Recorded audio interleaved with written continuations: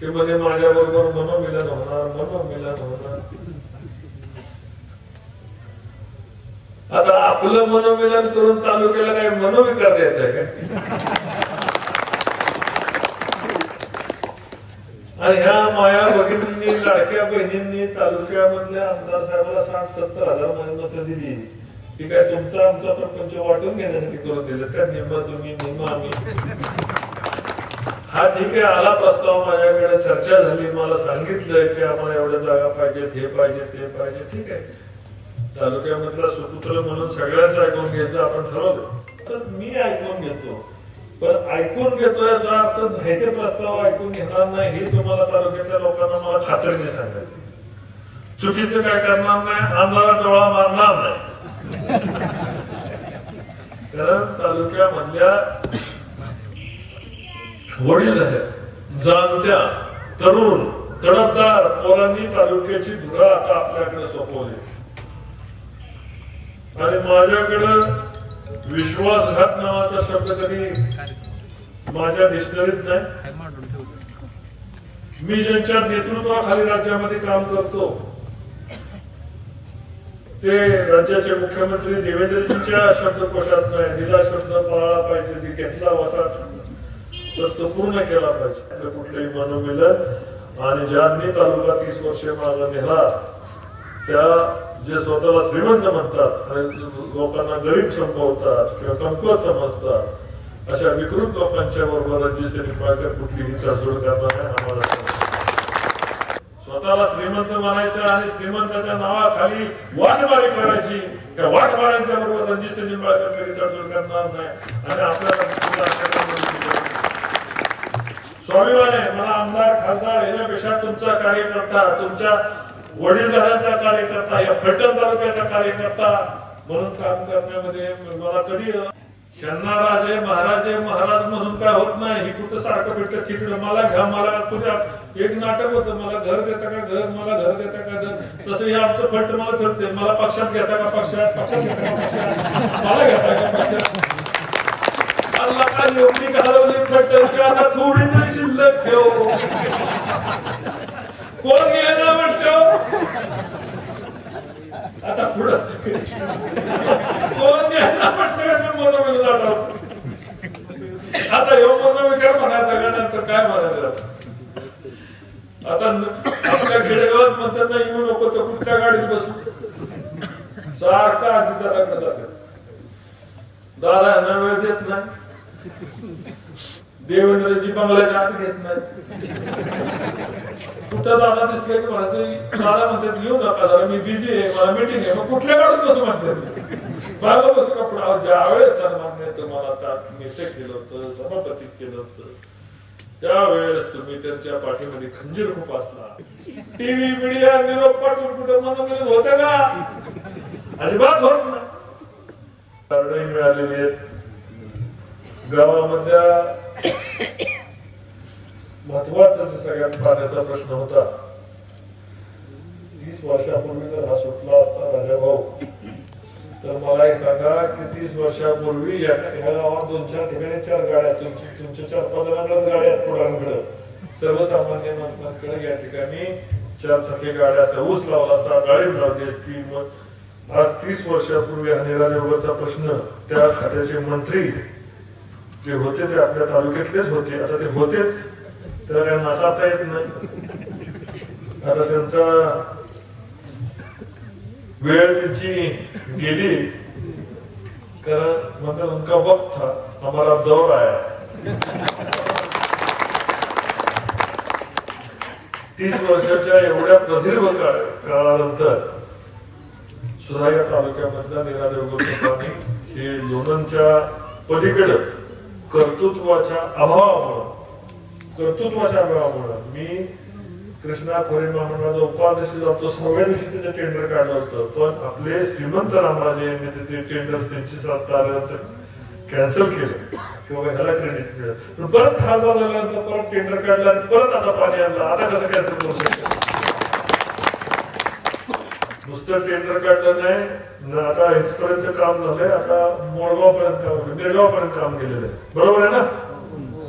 लवकरच मुख्यमंत्री महोदय यांच्या हस्ते त्याचं लोकार्पणाचे कार्यक्रम चालू होते. माळेवेदपाशी 37 नंबर डिवायडचं काम आमदार साहेब आपण सर्व तातडीने करून घेतलं. पण मन आहे ना की त्याच्यामध्ये काही लोक कोणाचं नाव घेत नाही, पण निर्लज्जम सदा सुखी ज्यांनी काहीच केलं नाही ते सुद्धा नारळ फोडायला पटायला लागतं. उद्घाटन 2 महिने आणि महिने आहे.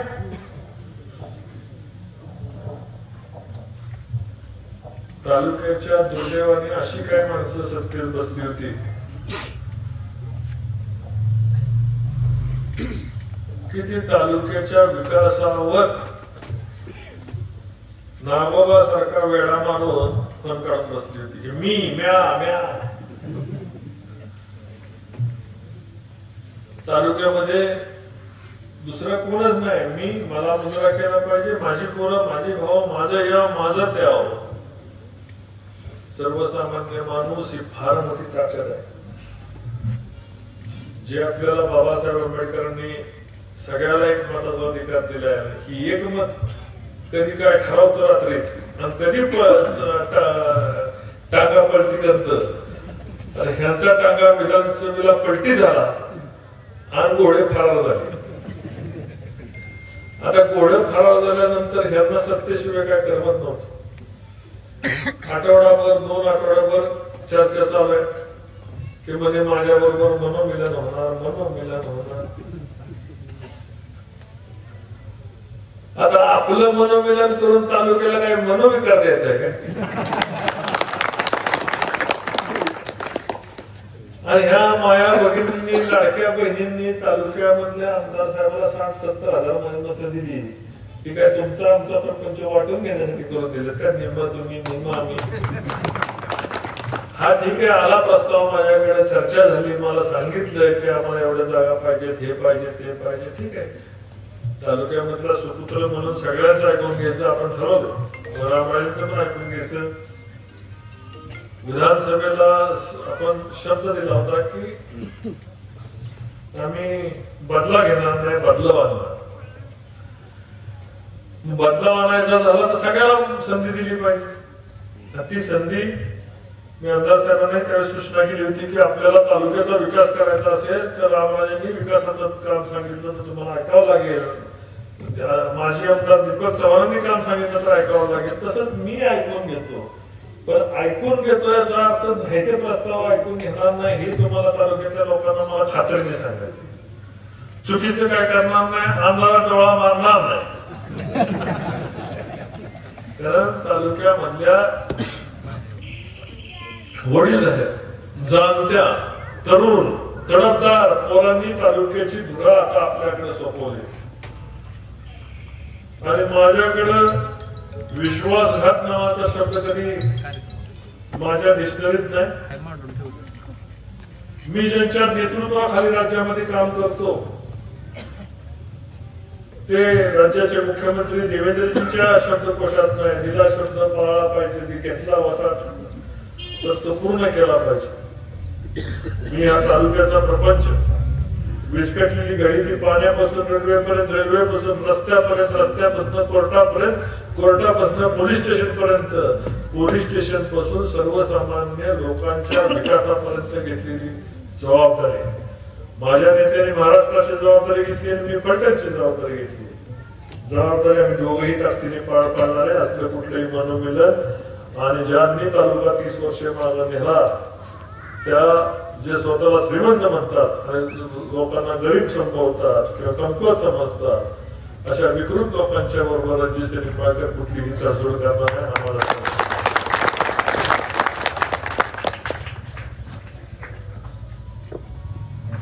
कधी नव्हे तर अशा पद्धतीचा विकास सरकारच्या काळात आज लाडक्या बहिणी या ठिकाणी खुश आहे ना. देवेंद्रजींच्या सरकारमध्ये आपल्याला महिन्याला 1,500 रुपये मिळतील. लवकरच म्हणजे 2100 रुपये केले जाणार आहेत. हे आधी कधी मिळालं होतं का? जर आवाज येत नाही, बहिणीचा आवाज नाही आला तर भावाला कसा रुपये मिळालं होतं का? तुम्ही खुश आहे ना? आवाज नाही. मागचा आवाज आला पाहिजे बहिणींचा. खुश आहे ना?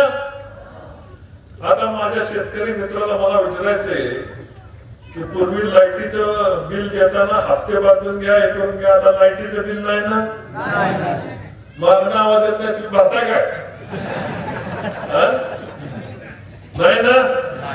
देवेंद्रजी सरकारने, भारतीय जनता पार्टी आणि शिवसेना राष्ट्रवादीच्या सरकारने लाईटचं बिल माफ केलं. शेतकऱ्यासाठी चांगलं पाऊल उचललं का नाही? उचललं ना?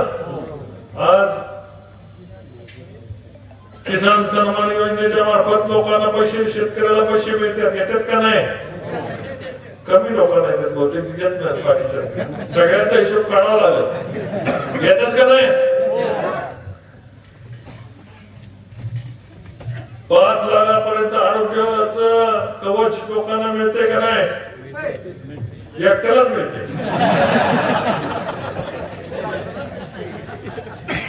बघा, तो वरचा बघत असतो, ज्याने हात मिळून सुद्धा हात नाही वर केला तर हिशोब वरती केला जातो. मोफत रेशनिंगचं धान्य, 5 लाखाचं कवच, शेतकरी सन्मान योजना ज्यांना मिळत नाही, त्यांनी हात वरती करा. मिळत नाही अशाने हात वरती करा. आणि जी मिळते तरी हात वरती करत नाही अशाने एकदा हात वरती करा प्रामाणिकपणे, टाळ्या वाजवा.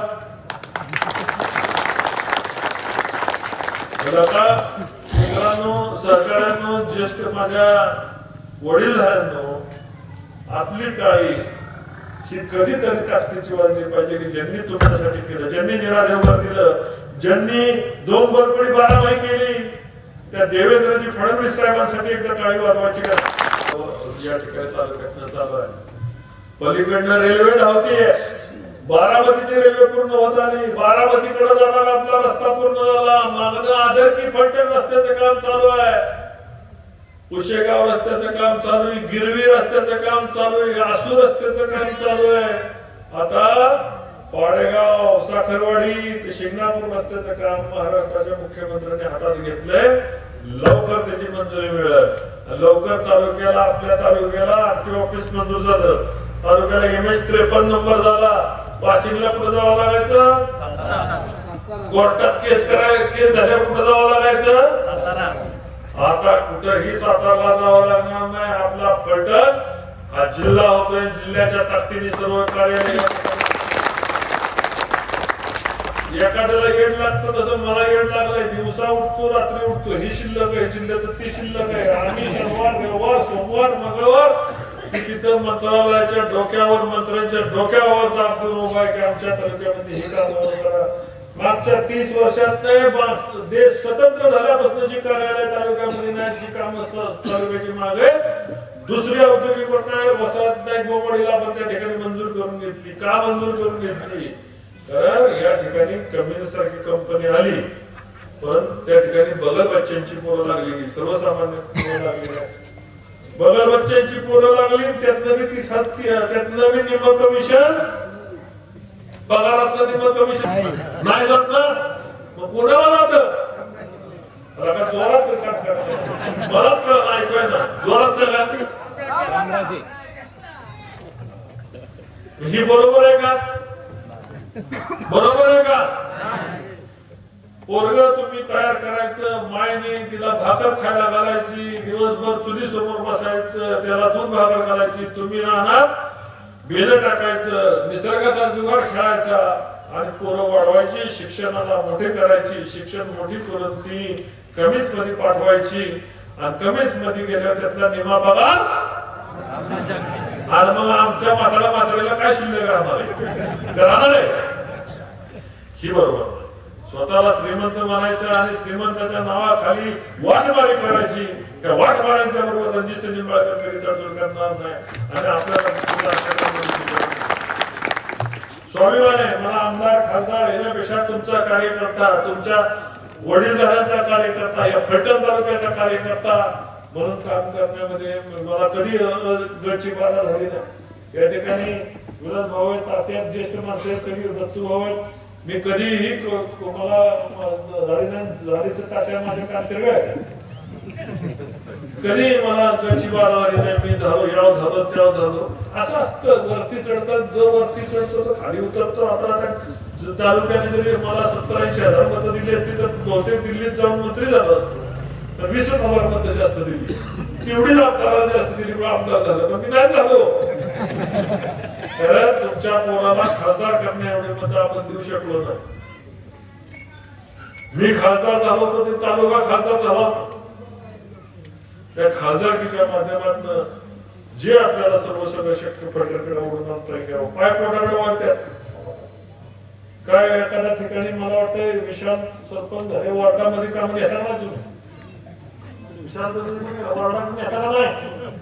तसंच फलटण तालुका माझा वार्ड आहे, वार्डाकडे जेवढं न्यायचं तेवढं वाढप्यात थोडंफार जास्त दोन वाढतोच का नाही? फलटण तालुक्याकडे वाढायचं काम मला करतात. 5 वर्षापूर्वी लोक म्हणायची यांची दहशत आहे, या वय त्या वय, कधी ऐकले का? नाही.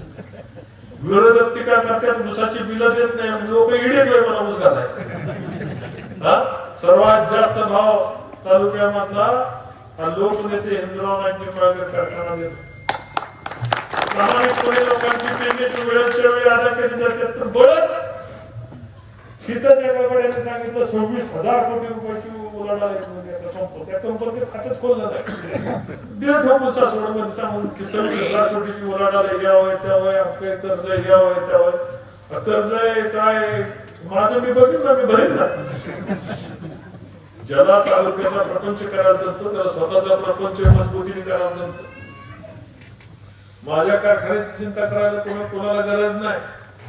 तुमचं वाढलेलं बघा, ते बुलढाणा पतसंस्थाला बँक विकलेली त्याचं बघा, ती कधी नाव बदलून ती सांगता येत नाही मला.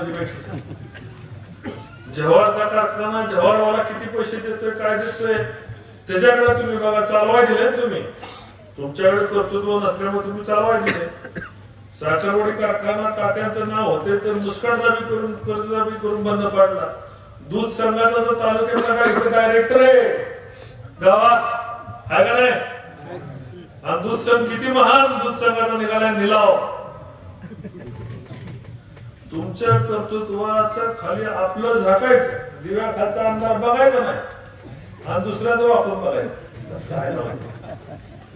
तुम्ही श्रीमंत म्हणताना तुम्ही श्रीमंतीची व्याख्या मनानं श्रीमंत असलं पाहिजे.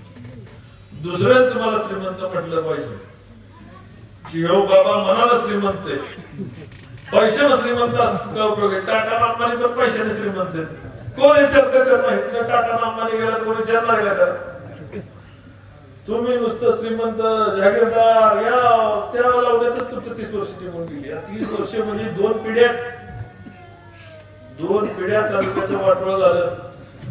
वाकवण्या झुकवणारा माझ्याकडे वागतो कशाला, मी तुझ्यासारखाच आहे. लोकांना समजून समजून थांबलो की माझ्या पुढे वाकू नका, झुकू नका, मुजरा करू नका. ही लोकशाही आहे. ही लोकशाही सर्व आपण समान आहे. आपली पोरं परमेश्वरा पुढे आई बाबा पुढे वाकली पाहिजे. काही पुन्हा एरिया पुढे वाकायचं सारखा कशाला? आणि ही वाकत नाही तर हिथले चमचे आहेतच की त्यांचे. महाराज तमाशामध्ये बघायला मिळतो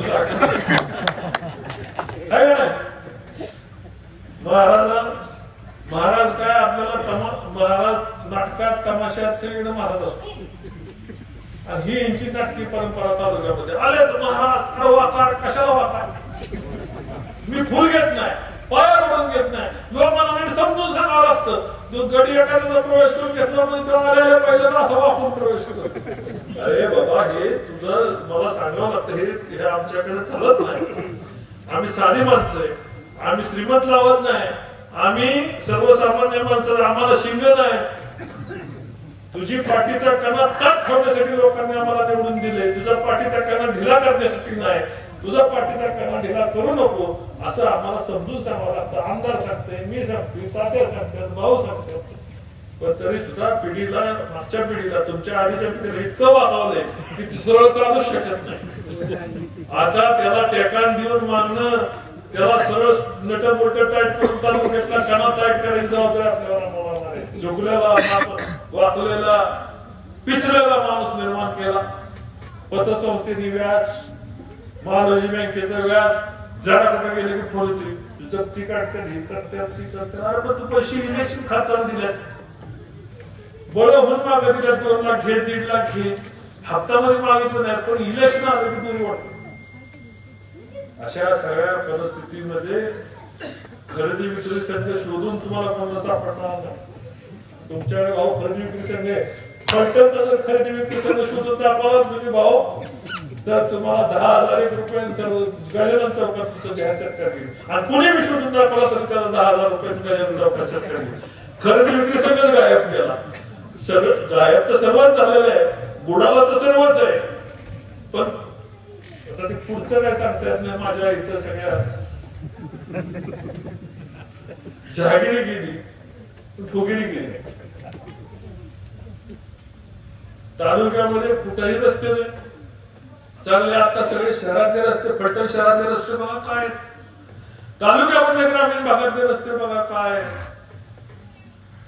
जरी आता रस्त्यावर जाताना शिरीचीवाडी गाव आहे, तर पलीकडे हिंगणगावच्या पलीकडे गेले की रस्ते नाहीत, काय नाही, लोक पिसलेली.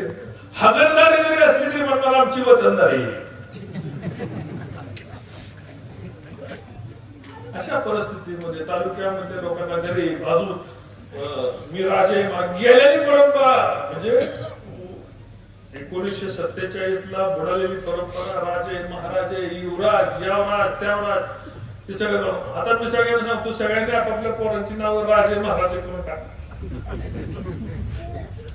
प्रत्येकाने आपल्या पोराचं नाव राजा महाराजा करून टाका. दुसऱ्याला राजा महाराजा नाही, आपला पोरगा राजा आहे आणि त्याला राजासारखं बाबा.